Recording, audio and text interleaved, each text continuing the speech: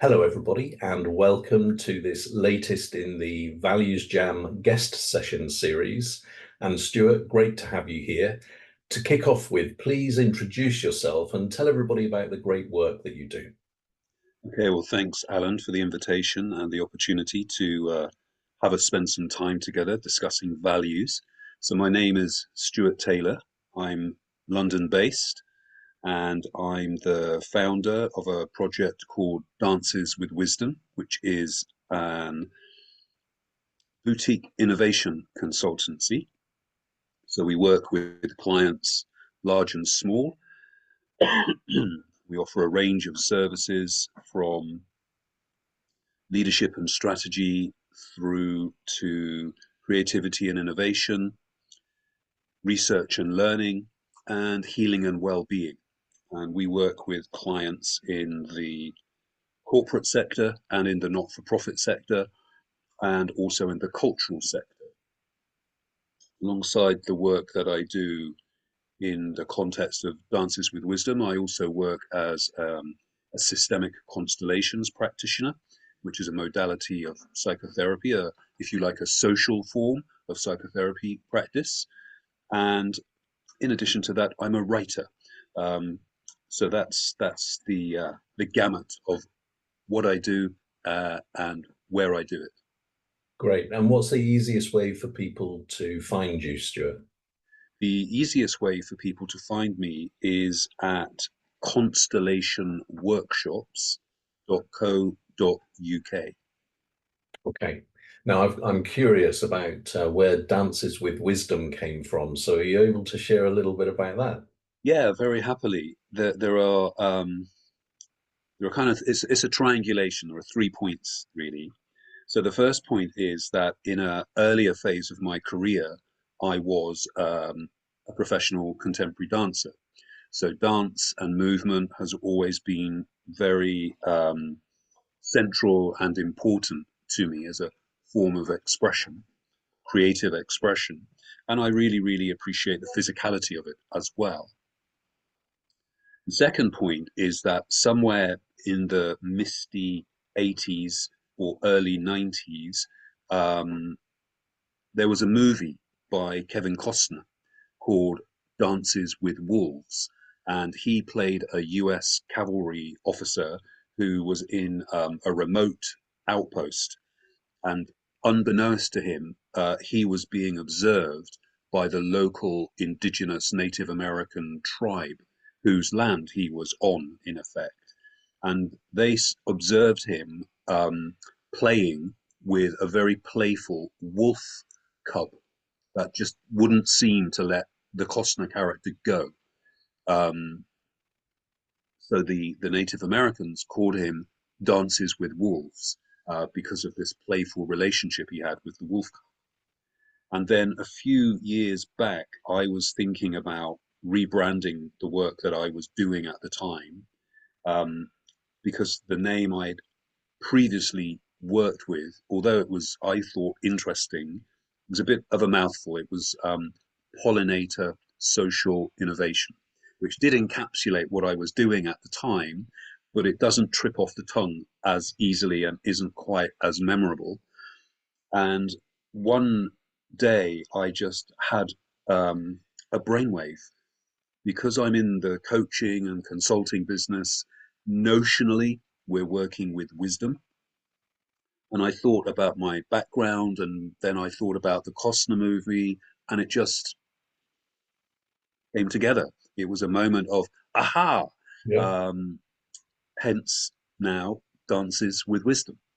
Great story. And I guess you just need to be careful you use the right form of DWW when you're introducing yourself to a potential new client, right? Absolutely. Okay, so here's the ValuesJam card deck. What I'd like you to do is tell me how many piles you would like me to make in front of me. Okay, well, I'm a person who likes to be as attuned to natural cycles as possible. So could you please make 4 roughly equivalent piles, which represents the 4 seasons of the year? Okay, done. So Number one is on my left, and number four is on my right. So which would you like? So what I would like you to do, I'm going to take the seasons as being uh, autumn, winter, spring, summer. So if you could go to pile 3. Very topical for spring, right? Yes, So yes. we've got 6, 8, 10, 12, 14, 16, 17 cards. So now a number between 1 and 17. 9, please. 9. Okay. So what do you think of this then? Well, I think it's absolutely the spine of all our accomplishments, all our potential, all our possibility. So let's see where we go. So the first question is this. What does self-discipline mean? And to tap into your creative side, what does it look, feel, and sound like? Okay, great question. Well,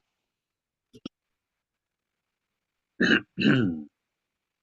think for me, self-discipline is really about the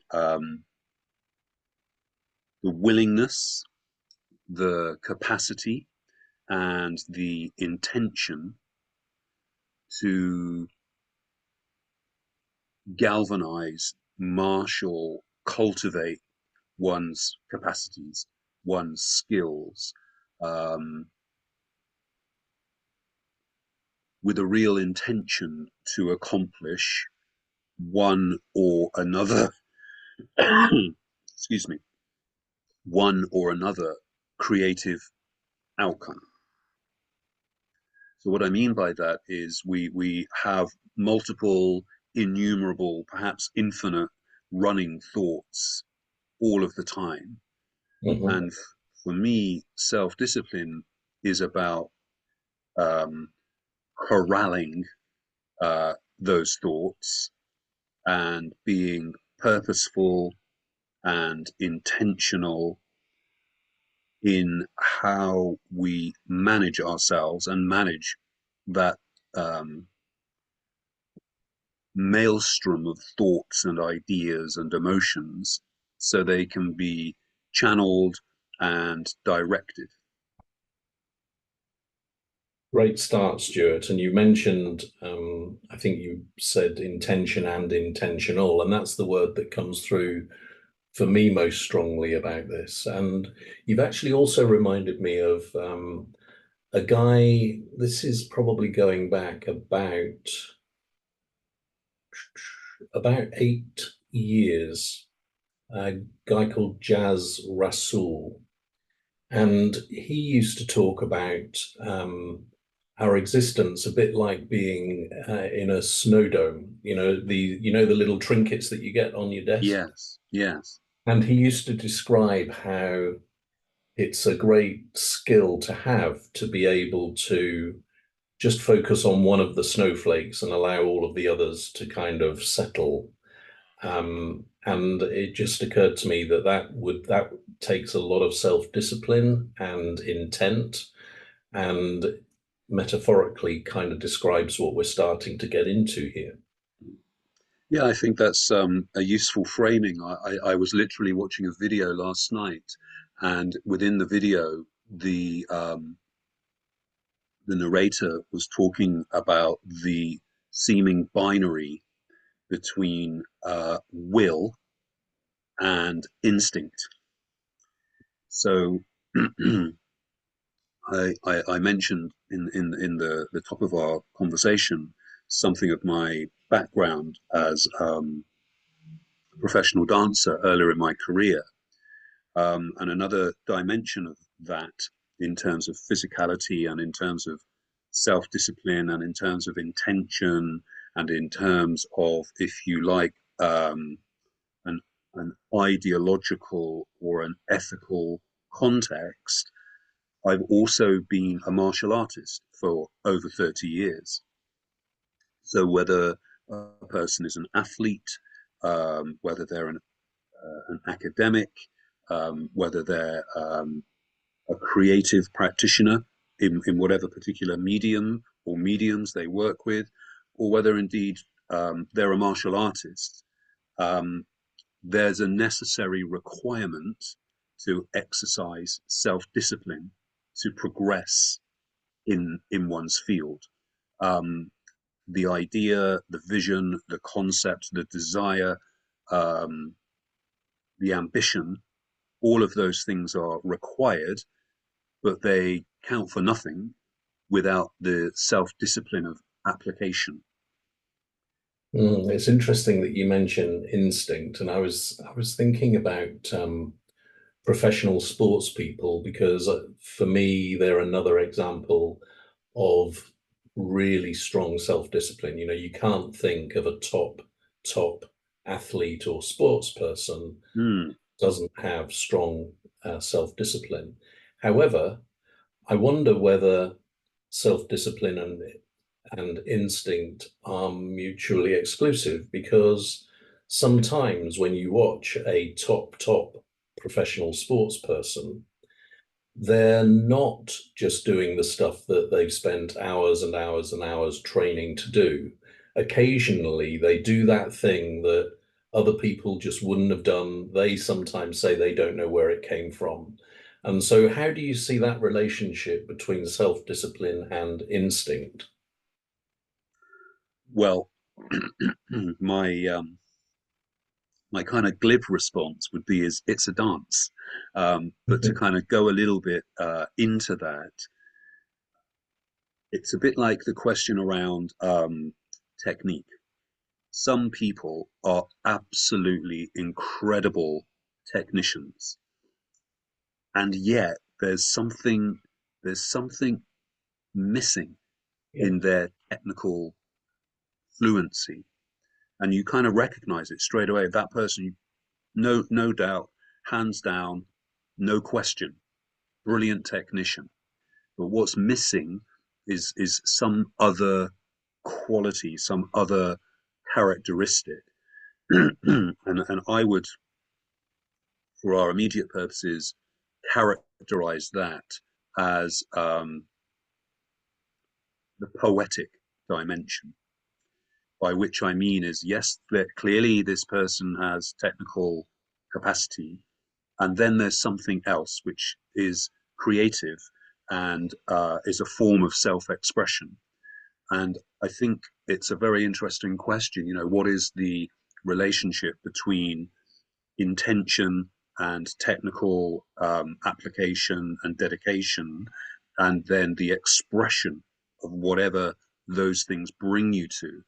And when people ask me about the martial art practice that I'm practice and teach, which is a Japanese martial art called Aikido, yeah, which roughly translates into English as the path of harmonized energies, I often say we're really cultivating our instinct. So, for all of the technical dimensions, for all of the micro drills, the repetitions of hundreds and thousands of times over many, many years, decades, all of that is a means to give our instinct free rein. So there's a kind of a paradox in this very intentional, very deliberate, formalized approach to engaging with oneself and engaging with other folk, ultimately is about a kind of liberation, yeah, ultimately is about an expression of instinct. yeah. And Stuart, this is quite spooky because when was it? I think it was on Friday. Hmm. I watched a short video of a guy describing Aikido Okay. as a result of a conversation that I had had that morning with somebody who's a professor of marketing at a Japanese university, who mentioned that his wife is, I can't remember whether he said she's an Aikido practitioner or teacher, but I was curious about it. Hmm. So I watched this video, and the guy described the key bit of Aikido as the flow and reference the flow of our blood and the flow of our breath as being very natural. So it's making me smile, the fact that this has crept into our conversation when that happened literally days ago. Well, this is one of the very curious and interesting dimensions of our time here, isn't it? How seemingly random moments, random conversations, random observations are in fact um, part of some pattern that we aren't privy to at the time. It's only on reflection. It's only with a little bit of distance. Um, so whether we call this serendipity, whether we call this happenstance, whether we call this synchronicity, however we might name it, it's a phenomenon. It's a thing. It happens. And to talk about the key element and flow, that is a central characteristic of Aikido. We talk about being in flow, but there's another dimension to that, which, or multiple dimensions, which is about attuning to instinct, attuning to nature. So even in the context of, again, the top of our conversation, I made reference to please cut the deck into four in reference to the seasons. So these are natural cycles Yeah. of slumber, of emergence, of blossoming, of harvest, and of slumber. We have the 12 hours of the tides. There are so many aspects of the natural world that are observably cycles, and very fundamentally for all mammals, at least, inhaling and exhaling, Mm-hmm. undeniable. And below our consciousness, there are all of the cycles of life going on in our bodies that enable us to come to consciousness and make choices about how we move in the world. So I think there is always, it's kind of perpetually, there's a dance between instinct and nature and will, uh, certainly in the context of, humans. Mm. And actually, maybe your work touches this whole uh, dimension of instinct, and maybe you can explain a bit more to me, because sometimes I wonder whether when we refer to instinct, we refer to it as if it's something that we have no control over and we don't understand. Whereas I sometimes wonder, is it actually our subconscious being cleverer than we give it credit for? And it then revealing itself through what we consider to be instinct, but actually it's more thought through than that. Well, that's a very interesting question. the, there are a few ways that I guess I would come to that question, in terms of not offering you a definitive answer, but in a way of probing the question itself. So, for example, when I am in the dojo, which is the physical space, the practice hall for martial arts, and in my instance, Aikido, um, I know in advance that's where I'm going, and I know the framework, the context, the etiquette, the culture of being in that space. What I don't know is who's going to show up on any given day, and how they're arriving. So there are always a number of unknown quantities within a broad frame of possibilities. So depending on whoever shows up and whatever the intention I have about what aspect or what facet of the quite substantial vocabulary of this system do I want to explore? Do I want to introduce? Do I want to examine with the other practitioners? We kind of have a framework because there are known techniques, there are known approaches, and there are known attacks. But you never quite know how any of that's going to go until you're in it. So there's the intentional element, but not the other side, but another aspect of that is one's openness and one's capacity to meet what I would call the emergent, because you can't plan for that. You can plan to be available, to be attuned in a way to observe closely what's actually happening, irrespective of what your plan may have been. Mm-hmm. And then I guess the capacity in that context that makes one a more or less skillful practitioner is one's ability to blend. Blending is another very important concept in Aikido, is to blend with the emergent, to blend with the attack.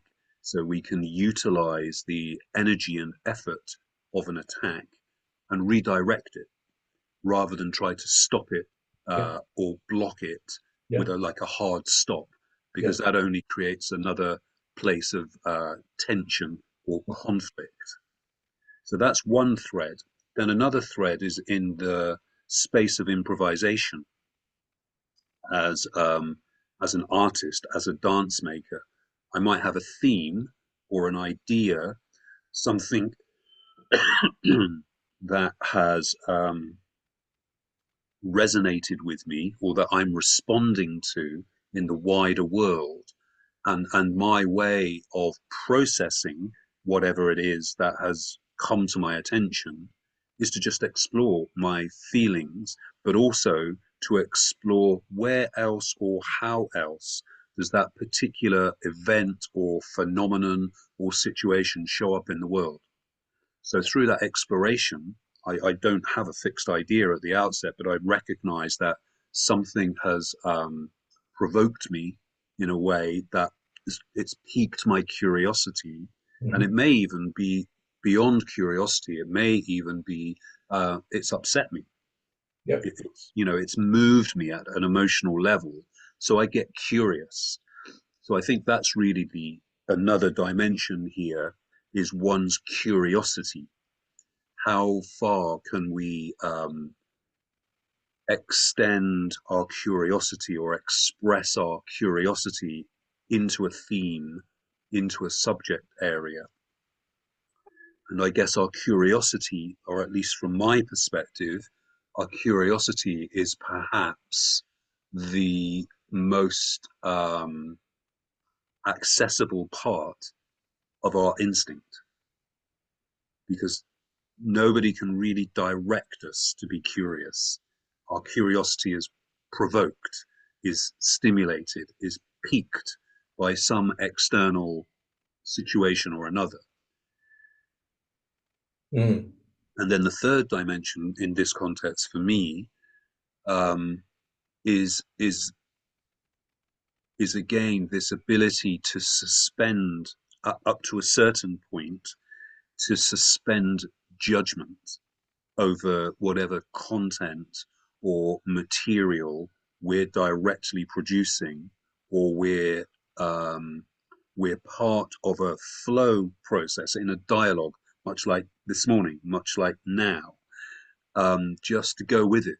And at a certain point, we make a decision, we make a choice, which we might say is an expression of will over instinct. Yeah. So there's something about the capacity to allow a situation to emerge and develop until such point we feel it's necessary to make an intervention. Yeah, and so there are two stories that I'd like to share with you that I think play to what you've just described. So the first is a story of a very experienced firefighter in America. And with his team, they receive a call out to this blaze, so building on fire. And they're in the building trying to deal with this, but he is unable to work out where the source of the fire is. Okay. And after some time, he made the choice to remove his team from the situation. And I think the story goes like seconds or minutes later, the floor that they were on collapsed because the source of the fire was the basement of the building. Right. Now, in that situation, he had his years of training and the kind of discipline and adherence to the training that he had received on the one hand. But then on the other hand, just as you described, he had this emergent situation where he was unable to process the situation according to the discipline that he had received. And he made the choice to leave, not knowing why necessarily, but trusting his instinct. But going back to the point that I was raising earlier, I somehow feel that what he called instinct was actually processing of data, Mm, which told him from his years of experience in similar situations that the risk was too high here and he needed to make that choice to get out. So that's the first one. And the second one, I don't want to trivialize martial arts because I know you're very, really serious about it, but I'm going to refer to Karate Kid 2, the movie. And there are two scenes. Have you seen that movie? I have. I have. Okay, so there are two scenes that I love in that. One is where the old guy teacher is teaching the young guy, and he has a coat stand. I'm sure you remember, and he just says to the young kid, "Take your jacket off, hang it on the post, take it off the post, put it on the floor, pick it up, put it on." Take it off, for hours on end. And this kid's getting like driven really crazy by doing this. And then one day, the master pretends to attack the young boy and with his arm, and Hmm. the young boy's arms come up to defend himself. Yes. Then the master goes, I think maybe next it's a kick, and the young boy's arms go down to beside his leg to block the kick. And then there's this moment this is the bit that I really love, where the kid looks at his hands in disbelief as if to say, "Did you guys do that?" And so this is a very different situation to the fire story because here he is responding physically, but actually not making conscious choices about the way he's behaving. He's just putting into action what he's been taught through the self-discipline. Mm. So do you want to pick something out of that? Yeah, absolutely. I mean, it's very excuse me, it's very resonant with my own lived experience. Um, as you were describing both the fire scenario and the reference to the scene from the Karate Kid movies, it made me think of two things specifically. One of them was an occasion when I was out in a park on New Year's Day walking with my partner, and out of the corner of my eye, I saw that there was a kind of altercation was about to develop between a man and a couple, a man and a woman, and the woman was very obviously very heavily pregnant. And I think the single man had been running and had bumped into her on the path, and her partner had made a comment.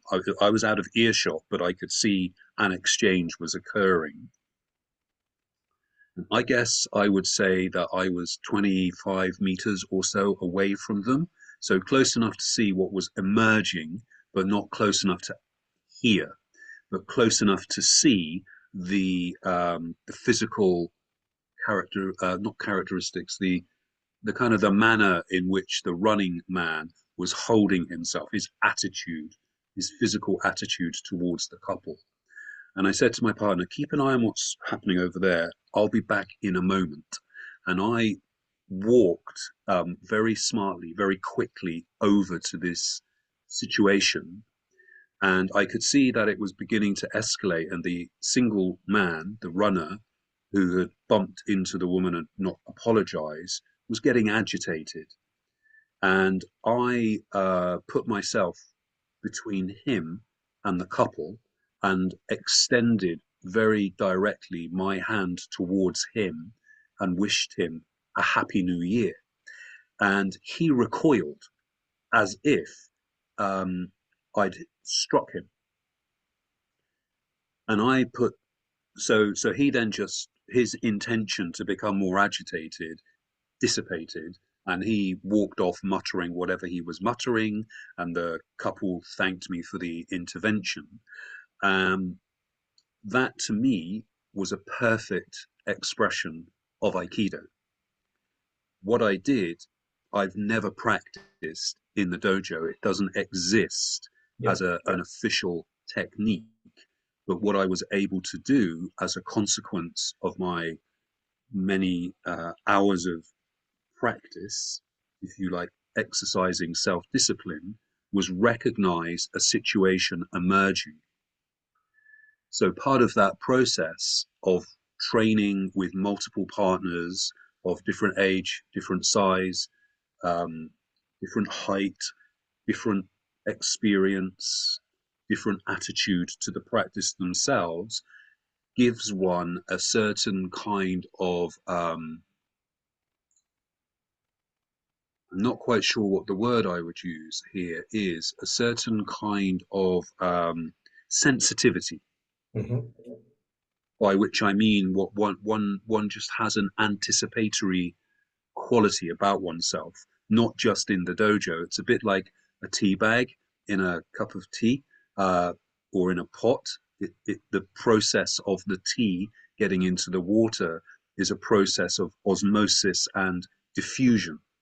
So this sensibility that one develops in the dojo, if you like, that's the teapot, or that's the incubator, but the process is at its most intense in that environment, but it doesn't stop when you leave the environment. So over time, that acuteness of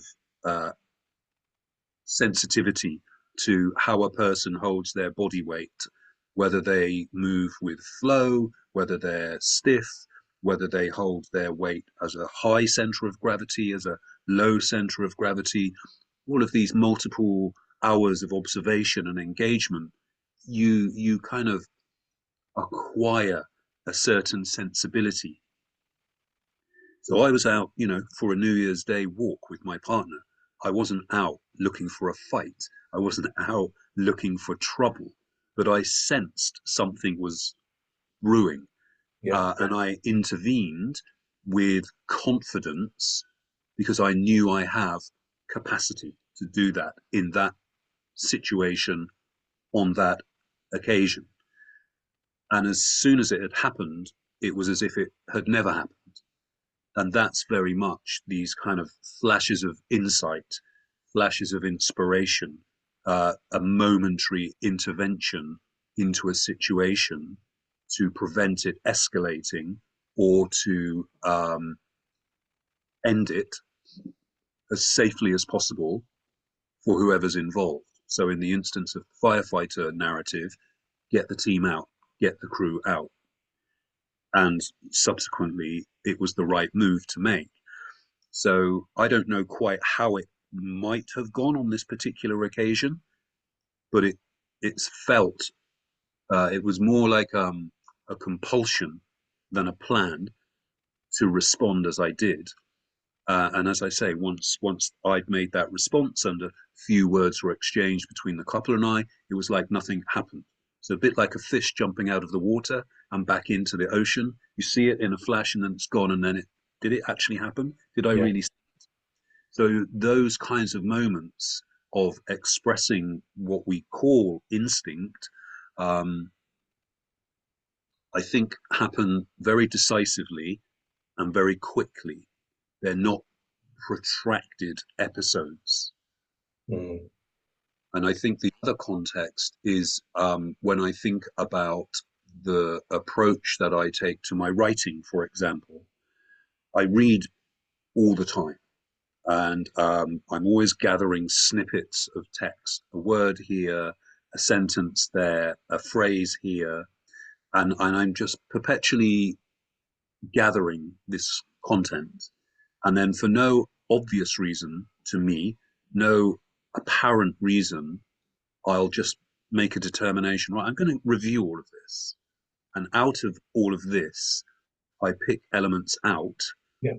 and then I start to knit or weave them together. And I add more material between them, I add material around them. And all of a sudden, what was, a kind of jumble of snippets becomes a cohesive, resonant piece of text, piece of writing. Now, I can't tell you as we talk today what triggers that decision. Again, it's like an impulse or Mm-hmm. a compulsion. And when I respond to that in what seems like no time at all, although it might be 20 minutes or half an hour or 40 minutes or whatever, there's a cohesive piece of writing, something that I can share, something that is communicable, something that offers connection between myself and another person. But I don't feel like I own that process. I don't feel like I can put a date in the diary and say, do it on this day. Yeah. It's like an organic, tidal, I might use that term, movement. Mm. And it's interesting, isn't it, that kind of paradox, because in its traditional sense, and maybe this is just my perspective of it, but self-discipline seems to be this really quite restrictive, constrictive approach where you have to do this. Whereas what we're talking about here actually is self-discipline in the context of providing you with the foundation for freedom, actually. I think So you've nailed it's it. completely the other side of the coin. And I think that's the necessary paradox. Without wanting to go into the Buddhist forest, which is another frame of reference that I explore and work with and recognize as a framework in how I meet the world, how I experience life, how I engage in my relationships with others. There's something about the ability to to pause, whether that's for a microsecond or whether that's for half an hour or an hour or minutes, and allow a response to arise rather than impose a reaction, if one can actually impose a reaction. So I guess I'm going to backtrack from that and say for me, it's the difference between reacting and responding. Yeah, yeah. And actually, there's a colleague who uses the phrase response, new word, ability. Yes, So she describes it as, it's her choice and it's her ability to respond um, in a world where we're encouraged to respond instantly and to have that self-discipline, as you've described, to give yourself that time and then make a conscious choice about what you're going to do. And actually, somebody else the way he described this actually, and this was, yes, instilling self-discipline. The way he started to do this was not to answer his phone immediately. I just remember this so clearly. Mm, And mm, he said to me, what I practice doing is, you make the movement to your phone when it rings, and then I stop myself and I right. allow it to ring 3 times, and then I'll answer. And he found that that was his very first step to applying the same self-discipline in other aspects of his life. Um, yeah, this it's interesting. I can't believe how the time has flown here. What we're going to do is we're going to deal with two more questions. One is the wrap-up one, but before we get to that, let's bring ourselves down to earth with where have you noticed a lack of self-discipline? Um, are, are you asking that on a personal level or It on could a be it could wider be either yourself environment? or where you've seen somebody else or you've observed a situation. Okay, so I'll kind of come at that from two different scales. So I'll look at the personal. So one of the dimensions is I recognize in myself that I don't apply myself with the same physical rigor in terms of my practice now in the early years of my seventh decade as I did in my 20s, 30s, 40s, and early 50s. And that may be a whole combination of things, but the two things I think it's about predominantly are that I guess the simple way to put it is my glass is more full than empty at this point in time in terms of my experience as a practitioner. So part of the challenge of self-discipline in this context for me at this point in my life is to, in a way, reframe how I exercise self-discipline. It would be um, I think the word that comes to mind is ridiculous to go at practice as a 60 something with the same kind of physical and psychological intensity that I went at it 40 years earlier in my life. So, as a lifelong practice, as a lifelong discipline, part of the discipline, I believe, is recognizing when we're transitioning into a different life stage, into a different place in our capacity both to articulate, communicate, and demonstrate the principles of the practice. So things that now are instinctual for me because I've done them so many times over so many years, when I observe others, and I'm talking about in the dojo, who are new or newer to the practice, they're still making a very conscious and deliberate effort to, in a way, acquire, for our immediate purposes, the grammar Yeah. of the language. So that's an observation of, and that to me is a significant part of self-discipline is self-awareness, Mhm. but self-awareness in a positive way, a kind of acute but at the same time compassionate self-awareness. So that's on the personal level, and if you like, in the wider social context, I would say that the obvious domain, the obvious territory where self-discipline is something that is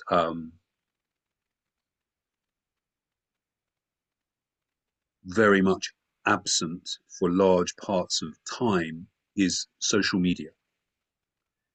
because it's of course it's not a physical place, it's not a physical space, it's a virtual space, and in it the opportunity to be much more acutely polarized in one's self-expression and much more aggressive than would be possible or allowable in physical space means that people's, in a way, worst instincts of being reactionary and polarizing and aggressive get free reign. And that's one way I can see that a sense of untrammeled behavior, a sense of there are no consequences.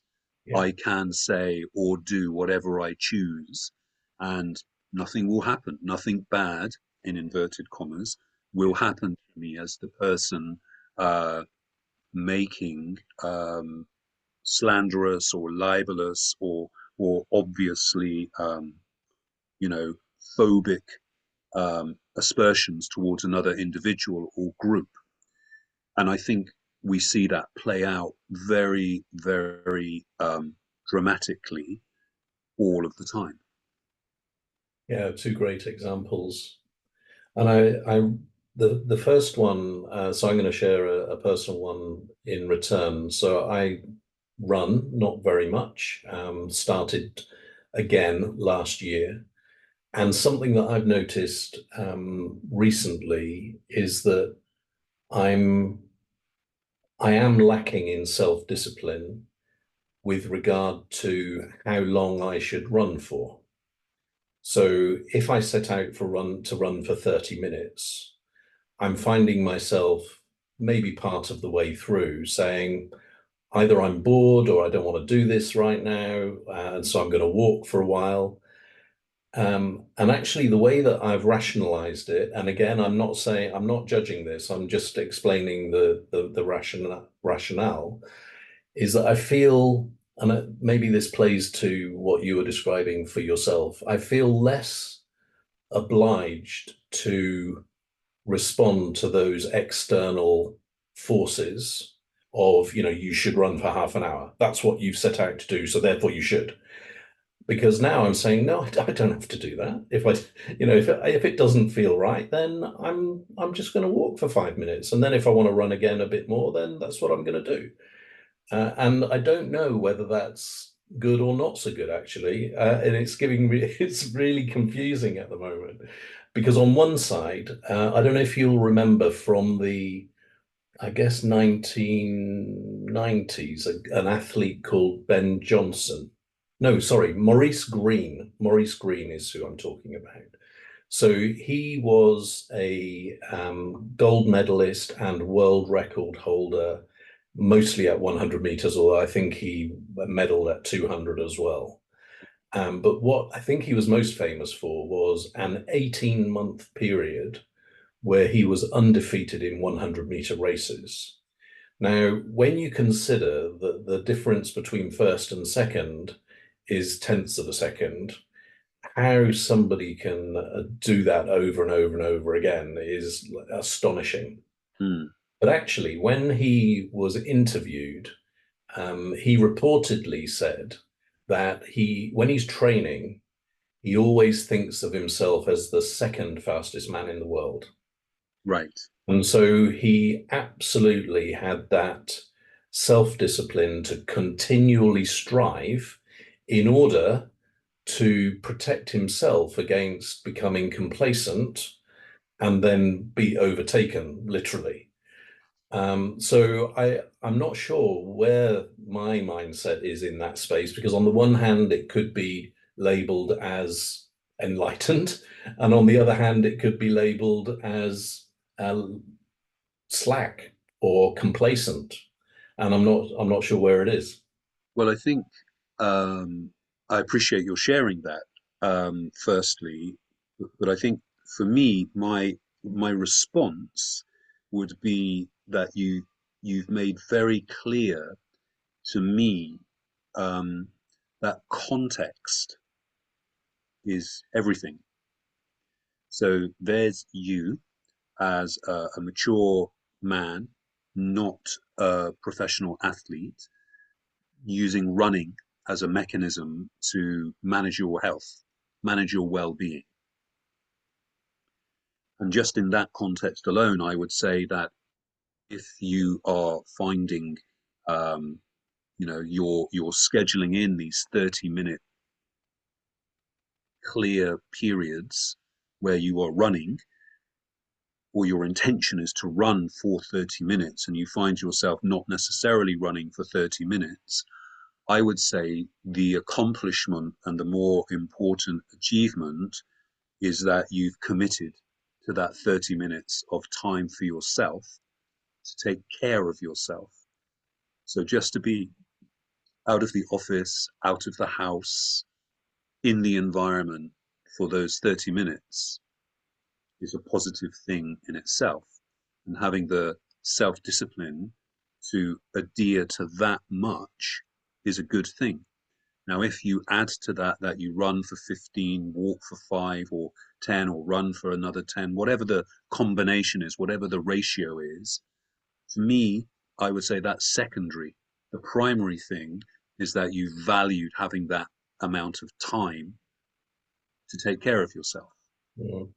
Well, bless you, Stuart. I'm not sure how much importance I'm going to attach to what you said, because I don't want it to sway me one way or the other. I want to Well, really the other side of that, of course, is that the athlete you made reference to, Maurice Green, is is or was a professional athlete. yeah, yeah, So the context is vastly yeah, different. for sure. And I hope that he's still alive. And if he is, I'm very confident that he does not train like that today, because context is everything. Well, you won't know this, Stuart, but you mentioned this thing about context. So um, I've got a new book coming out in April, which is about supercharging the customer experience. And what we talk about there is how content without context is Mm. toast. So it's making me smile that you're using a word that is right at the top of my mind, because the book went to print yesterday. Um, okay, now we need to wrap this up, because I want to respect your time, and Mm. it's a very quick question that we need to finish with, which is, what are you encouraged to do differently about self-discipline as a result of our conversation?